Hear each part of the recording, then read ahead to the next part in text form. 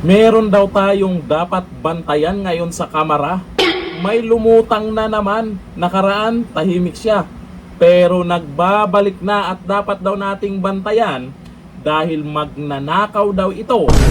Ayon kay Rowena Guanzon yan ha. O eto, ang sabi niya. Balik si Martin Luther King Romualdez at nagsasamba na naman sina Loistro et al. Malaman. Nandyan na ang kanilang puon ng flood control kickbacks. Bakit Wala. ngayon siya pabalik? Kasi impeachment na naman.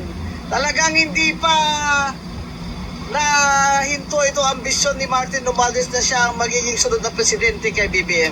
Mga kababayan, bantayan nyo ito si Martin. Magnanakaw ito. Nako. Inhibit nga si Sandro as majority leader. Halik naman si Martin. Ano ba BBM?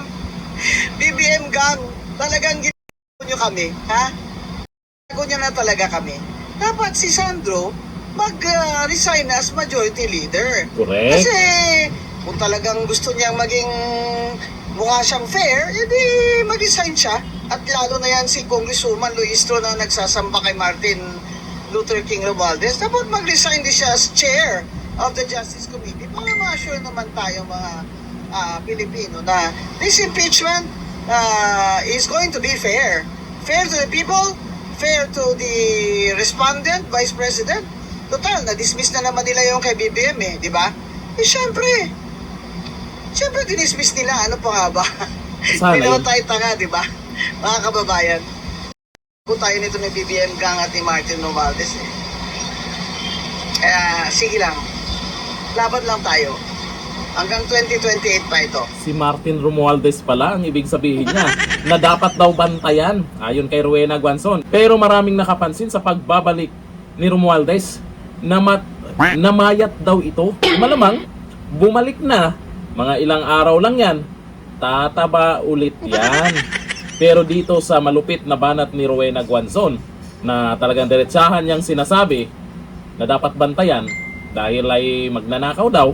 Eh kung magnanakaw si Tamba, bakit hindi na isama doon sa report ni Pinky tawag kasi nila doon O sa Blue Ribbon, hindi na isama na nirerekomendang kasuhan. May mga senador na nakasulat doon, pero si Tamba hindi kasama. Kaya maraming tumaas ang kilay kasi sa mga investigasyon nababanggit yung pangalan ni Tamba. Sa Senado, nababanggit yung pangalan ni Tamba.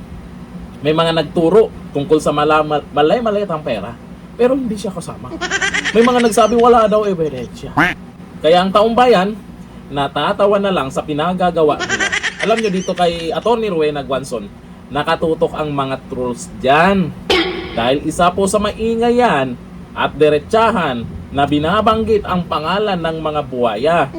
Dito sa sinasabi po ni Atty. Rowena Guanzon na bantayan nyo si Martin Romualdez, baka para to sa mga congressman. O baka naman, huwag kayong magbulag-bulagan dyan. Baka para sa inyo tong sinasabi ni Atty. Rowena Guanzon. Kasi kayong mga congressman dyan, kayo yung nakakakita talaga o kayo yung talagang pwedeng magbantay kung saan o anong ginagawa ng mga kapwa nyo congressman. Alam nyo mismo kung sino yung mga buhaya dyan? Ito ang tandaan nyo sa mga congressman na boboto pabor sa impeachment kay VP Sara Duterte. Hindi kayo kakalimutan ng taong bayan. Tatandaan kung sino-sino kayo. Kaya mag-isip-isip na kung meron bang magandang mangyari kung ipa-impeach nyo si VP Sara. Oo, pipirma kayo kagaya noon. Tapos, hindi makakapasa sa Senado. Di, sayang ang effort. Hanggang dito na. Thank you. Bye-bye.